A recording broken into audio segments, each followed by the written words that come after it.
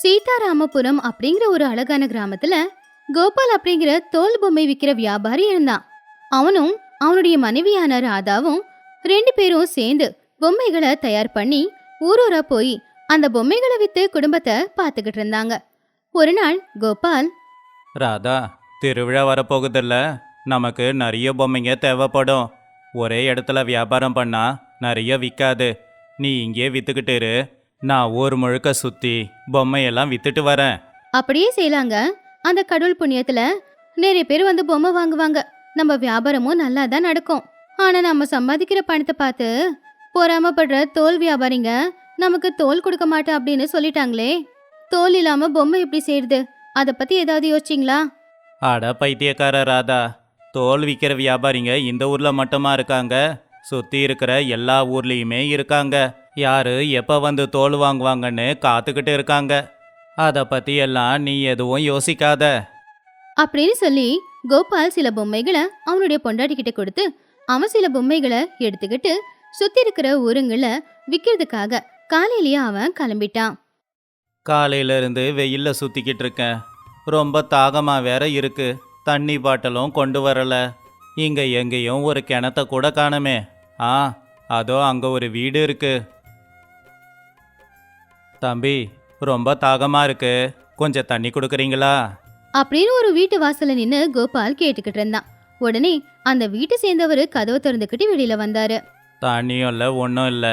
தாகம் எடுக்கும்னு தெரியும்ல, தண்ணி பாட்டில் எடுத்துகிட்டு வர வேண்டியது தானே. நாங்கள் என்ன தண்ணியை சும்மாவா கொடுக்க முடியும்? பக்கத்து ஊருக்கு போய் கொண்டு வந்துக்கிட்டு இருக்கோம். டே சேகரு, நீயா? என்ன தெரியல? டே, நான் தான்டா கோபாலு. டே கோபாலு, நீயாடா? ரொம்ப நாளாச்சுல்ல, அதான் அடையாளம் தெரியலை. தப்பாக எடுத்துக்காத. இந்த ஊரில் தண்ணி பஞ்சம். பக்கத்து ஊருக்கு போய் தான் கொண்டு வந்துக்கிட்டு இருக்கோம். நான் நல்லா தாண்டா இருக்கேன். தண்ணிக்காக பக்கத்து ஊருக்கா போகிறீங்க? ஏன் உங்கள் ஊரில் தண்ணிக்கு இவ்வளோ கஷ்டம்? அது ஒன்று தான் கஷ்டம்னு நினைக்கிறியா? எனக்கெல்லாம் நிறைய கஷ்டம் இருக்குடா. நான் ஒரு வியாபாரத்தை ஆரம்பித்தேன். அதில் எனக்கு நிறைய நஷ்டம் வந்துடுச்சு. நஷ்டத்திலேயே வியாபாரம் பண்ணி இருந்த சொத்து எல்லாத்தையும் இழந்துட்டேன். பொண்டாட்டி பிள்ளைய பார்த்துக்க முடியாதுன்னு என் பொண்டாட்டி வீட்டில் இருந்து வந்து எல்லாரையும் கூட்டிகிட்டு போயிட்டாங்க. என்னையும் வர சொன்னாங்க. எனக்கு அங்கே போக விருப்பம் இல்லை. அதான் இங்கேயே இருந்து கூலி வேலை பண்ணுறேன். அடிக்கடி போய் என் பொண்டாட்டி பிள்ளைங்கள பார்த்துட்டு வந்துக்கிட்டு இருக்கேன். என்னடா சொல்கிற? சொத்து எல்லாத்தையும் வித்துட்டியா? கூலி வேலைக்கு போறியா? உன் கதையை கேட்டால் எனக்கு ரொம்ப கவலையாக இருக்குடா. ஒன்று பண்ணு, நீ இப்போ சும்மா தானே இருக்க, எனக்கு வியாபாரத்தில் கொஞ்சம் உதவி பண்ணு. மாதம் மாதம் நான் உனக்கு சம்பளம் தரேன். டே கோபாலு, நீ செய்கிற உதவியை நான் மறக்க மாட்டேன்டா. சாப்பாடு கூட இல்லாமல் கஷ்டப்பட்டுக்கிட்டு இருக்கேன். எனக்கு வேலை போட்டு கொடுக்குறேன்னு சொல்கிற. இதை விட வேற என்னடா வேணும் எனக்கு? அப்படி கோபால் சேகரை கூடவே கூட்டிக்கிட்டு போனான். அவன் பொம்மை எப்படி விற்கிறான், வியாபாரம் எப்படி நடத்தணும் எல்லாத்தையுமே சேகருக்கு கத்து கொடுத்துக்கிட்டு இருந்தான். ரொம்ப தூரம் போய் வேட்டைக்காரங்க கிட்ட பேசி 3 மாசத்துக்கு ஒரு தடவை வந்து தோல் வாங்கிக்கிட்டு போறதா ஒப்பந்தம் போட்டு அவங்களும் சரின்னு சொல்லி அதுக்கப்புறம் அவங்க அங்கிருந்து ஊருக்கு வந்தாங்க. ராதா, இவன் என்னோட நண்பன், என் சின்ன வயசு நண்பன். இப்போ இவன் ரொம்ப கஷ்டத்தில் இருக்கான். எப்படியும் நம்ம 2 பேரால் எல்லா வேலையும் செய்ய முடியலல்ல, அதான் இவனை துணைக்கி கூட்டிகிட்டு வந்தேன். இவன் நம்ம கூட தான் இருப்பான். இவனையும் நீ நல்லா பார்த்துக்கணும். நிச்சயமாங்க அண்ணன், வாங்க வந்து சாப்பிடுங்க. அப்படி சேகர் சில நாள் கோபாலுடைய ஊர்லயே இருந்து பொம்மைகளை எப்படி செய்யறது, பொம்மைகளை எப்படி கொண்டு போறது, அதை எப்படி விற்கிறது, தோல் எப்படி வாங்குறது எல்லாமே சேகர் கத்துக்கிட்டு இருந்தான். கோபால் கொஞ்ச நாளுக்கு அப்புறமா சேகர் கிட்ட இப்படி சொன்னான். டே சேகரு, வியாபாரம் எப்படி பண்ணுறதுன்னு கற்றுக்கிட்டல்ல. இன்னைக்கு ராதா ஊருக்குள்ளே மரபொம்மை விற்க போகிறா. நீ பக்கத்து ஊருக்கு போய் தோல் பொம்மையெல்லாம் விற்றுட்டு வா. நானும் பட்டணத்துக்கு போய் நாம் தயார் பண்ண பொம்மை எல்லாத்தையும் விற்றுட்டு வரேன். சரிடா, ஆனால் நான் பக்கத்து ஊருக்கு போகல, என் பொண்டாட்டியோட ஊருக்கு போகிறேன். அங்கே நிறைய பணக்காரங்க இருக்காங்க. அவங்களுக்கெல்லாம் நம்ம பொம்மை பிடிச்சா நம்ம வியாபாரம் நல்லா நடக்கும். ஆனால் அந்த ஊர் ரொம்ப தூரம், போகிற கொஞ்சம் செலவு அதிகமாகும். இதுவும் நல்ல யோசனை தான்டா. வழி செலவுக்கு ஏன் யோசிக்கிற? அதோ அங்கே பணப்பெட்டி இருக்கு பாரு. எவ்வளோ பணம் வேணுமோ நீ எடுத்துக்கோ. இந்த தடவை வரும்போது உன் பொண்டாட்டி பிள்ளைங்கள கூட்டிகிட்டு வந்துடு. இங்கே ஒரு வீடை எடுத்துக்கிட்டு நீ சந்தோஷமா இருக்கலாம்.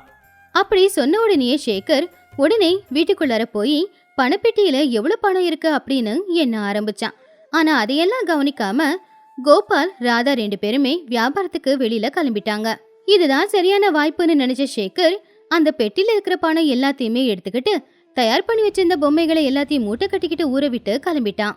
ராத்திரி நேரமும் ஆச்சு. கோபால ராதாவும் வீட்டுக்கு வந்து சேர்ந்தாங்க. என்னங்க இது, அண்ணன் இன்னும் வீட்டுக்கு வரவே இல்ல?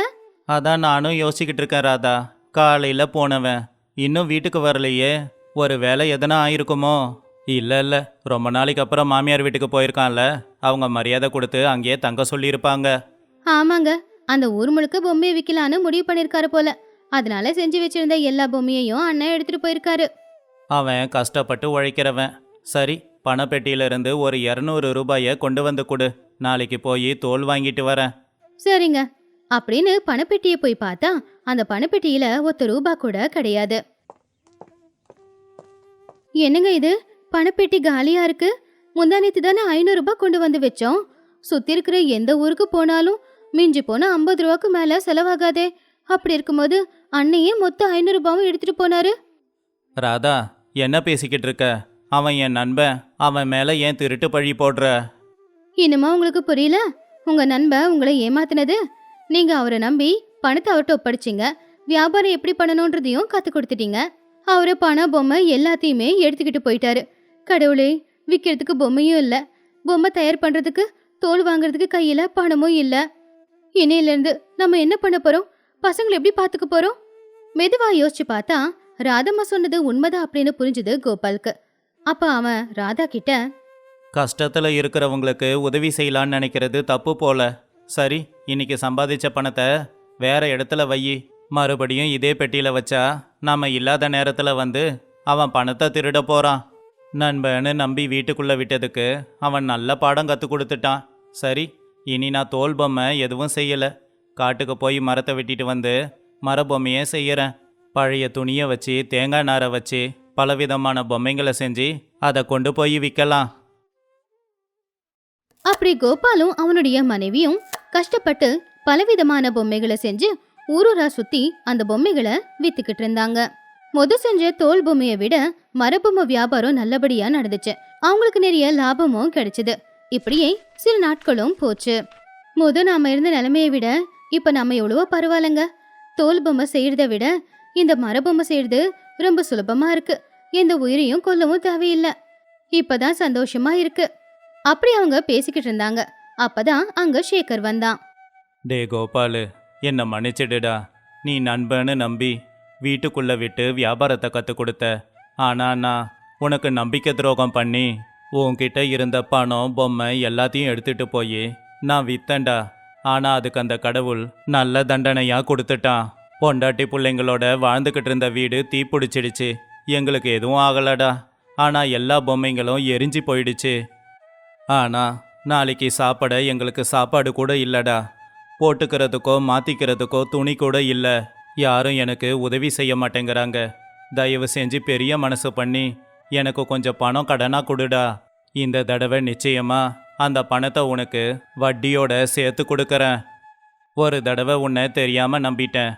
உன்னை மாதிரி நம்பிக்கை துரோகிய வீட்டுக்குள்ளே கூட விட்டுருக்க கூடாது. தயவு செஞ்சு இங்கேருந்து போயிடு. உன்னை மாதிரி ஆளுக்கெல்லாம் குடிக்க தண்ணி கூட கொடுக்கக்கூடாது. ஆனால் பொண்டாட்டி பிள்ளையோட தவிக்கிறேன்னு சொல்றியே, என்னால் முடிஞ்ச உதவியை செய்கிறேன். தயவு செஞ்சு திரும்ப வந்துடாத. அப்படி கோபால் சேகருக்கு கொஞ்சம் பணத்தை கொடுத்தான். நண்பனுக்கு துரோகம் செஞ்சாலும் கூட அந்த நண்பனுக்கு மறுபடியும் கோபால் உதவி செஞ்சான். அதை பார்த்து சேகர் ரொம்ப வெக்கப்பட்டு அவன் செஞ்ச வேலையை நினைச்சு வருத்தப்பட்டுக்கிட்டு அங்கிருந்து கிளம்புனான். இது இன்னைக்கான கதை. இன்னொரு நல்ல கதையோட உங்களை நான் சந்திக்கிறேன். நன்றி, வணக்கம். ஒரு காலத்துல ரொம்பவும் அழகான ராமபுரம் அப்படிங்கிற ஒரு ஊர் இருந்துச்சு. அந்த ஊர்ல சீதா கீதா அப்படிங்கிற 2 பேர் தோழிங்க இருந்தாங்க. கீதா சீதா 2 பேருமே ரொம்ப புத்திசாலிங்க. ஊர்ல யாரோட வீட்டுல எந்த பூஜையோ இல்ல பண்டிகையோ நடந்தாலும் இவங்க 2 பேர் இல்லாம நடக்காது. இப்படி இருக்கும்போது ஒரு வருஷம் விநாயகர் சதுர்த்தி அந்த வருஷம் ரொம்ப நல்லபடியா கொண்டாடணும் அப்படின்னு ஊர்க்காரங்க எல்லாரும் சேர்ந்து முடிவு பண்ணாங்க. அப்படி விநாயகர் சதுர்த்தி விழா நல்லபடியா நடக்கணும் அப்படிங்கிறதுக்காக அந்த ஊர் கோவில் பூசாரி கீதா சீதா கிட்ட கோவில அலங்கரிக்கிற வேலைய ஒப்படைக்கலாம் அப்படின்னு நினைச்சாரு. அம்மாடி சீதா கீதா, இந்த வருஷம் நம்ம ஊரில் விநாயகர் சதுர்த்தி பண்டிகையை கோலாகலமாக கொண்டாடலான்னு முடிவு பண்ணி வச்சிருக்கோம். விழா முடிகிற வரைக்கும் அலங்காரம் பஜனை இந்த எல்லா பொறுப்பையும் உங்ககிட்ட கொடுக்குறோம், பார்த்துக்கோங்க. சரிங்க பூசாரி ஐயா, இதை நீங்க தனியா சொல்லணுமா என்ன? உங்களுக்கு தெரியாதா இந்த ஊர்ல எந்த விசேஷம் நடந்தாலும் அதை சரியா நடத்தி கொடுக்கற பொறுப்பு எங்களுதுன்னு? ஆமா பூசாரி ஐயா, நீங்க ஒன்றும் கவலைப்படாதீங்க, எல்லாத்தையும் சரியா செஞ்சு கொடுத்து உங்களை யாரும் ஒரு வார்த்தை சொல்லாத மாதிரி பார்த்துக்கிறோம். அதுதாம்மா என் தைரியம். நீங்கள் 2 பேரும் கடவுள் மேலே நம்பிக்கை வச்சிருக்கீங்க. உங்களுக்கு நல்ல புருஷனுங்க வருவானுங்க. உங்கள் 2 பேரோட நல்ல மனசுக்கு நல்லதே நடக்கும். ரொம்ப நன்றிங்க பூசாரி ஐயா. சரி, நீங்க கிளம்புங்க, மற்றது எல்லாத்தையும் நாங்க பார்த்துக்கிறோம்.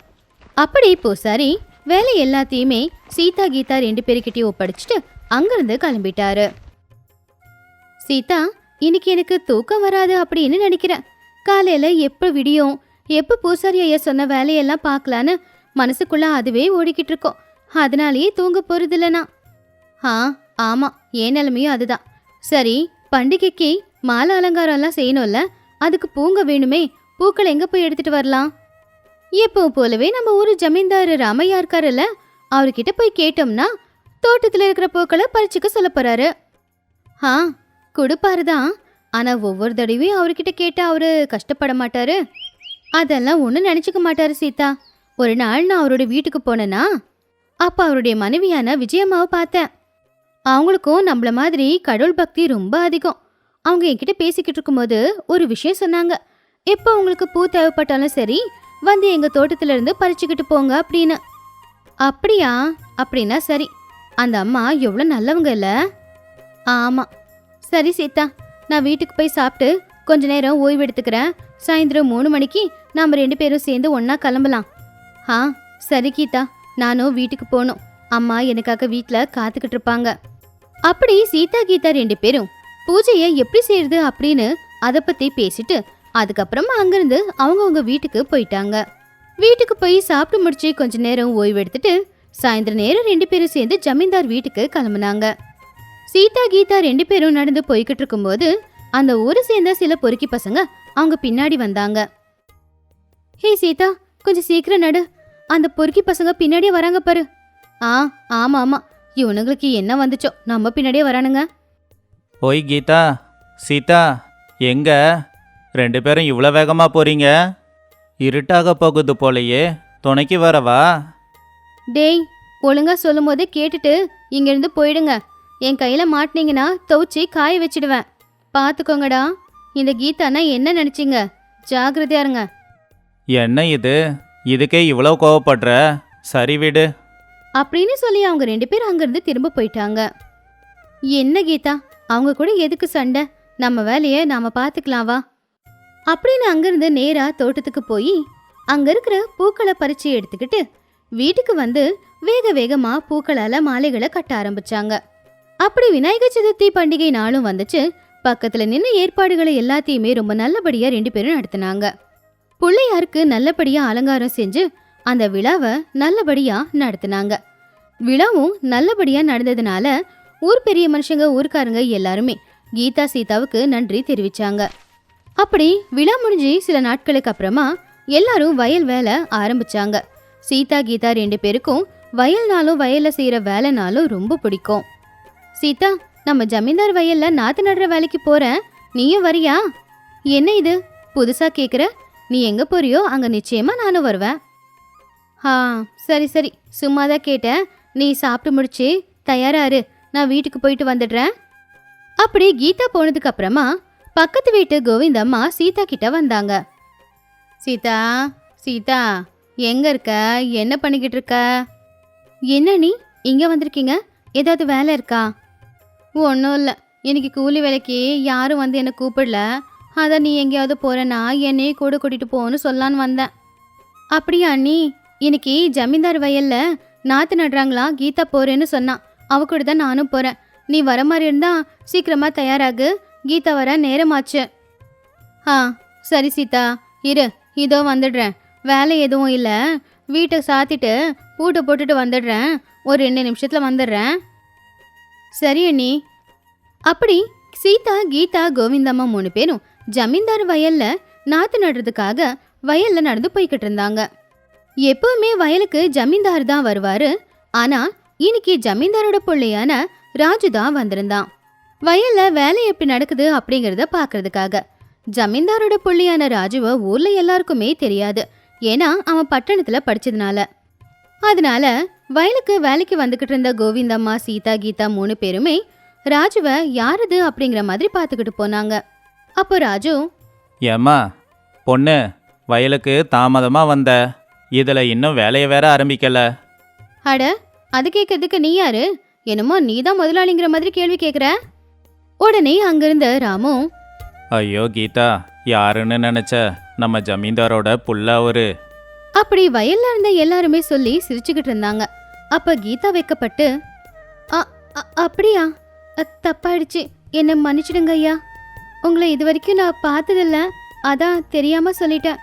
நான் சொன்னது எதையுமே மனசுல வச்சுக்காதீங்க சின்னையா. பரவாயில்ல, வேலையை ஆரம்பி அப்படின்னு சொல்லி ராஜு உள்ளுக்குள்ள சிரிச்சுக்கிட்டு இருந்தான். தைரியமா கீதா அவன்கிட்ட பேசினதை பார்த்து ரொம்ப சுறுசுறுப்பான பொண்ணுன்னு பார்த்த முதல் பார்வையிலே அவனுக்கு பிடிச்சு போச்சு. அப்புறம் வேலை முடிச்சு வீட்டுக்கு போனான். வீட்டுக்கு போன ராஜு வீட்டுல உட்காந்துக்கிட்டு நடந்ததை நினைச்சு சிரிச்சுக்கிட்டு இருந்தான். அப்போ ராஜு பக்கத்துல வந்தாங்க விஜயம்மா. என்னடா நீ தனியா சிரிச்சுக்கிட்டு இருக்க? என்னாச்சு? என்கிட்ட சொன்னா நானும் சிரிப்பேன்ல. ஒன்றும் இல்லைம்மா, சும்மா எதையோ நினச்சேன், சிரிப்பு வந்துடுச்சு. இல்லையே, ஏதோ இருக்கு, ஆனா சொல்ல மாட்டேங்கிற. சொல்றியா இல்லையா? அதெல்லாம் ஒன்றும் இல்லைம்மா.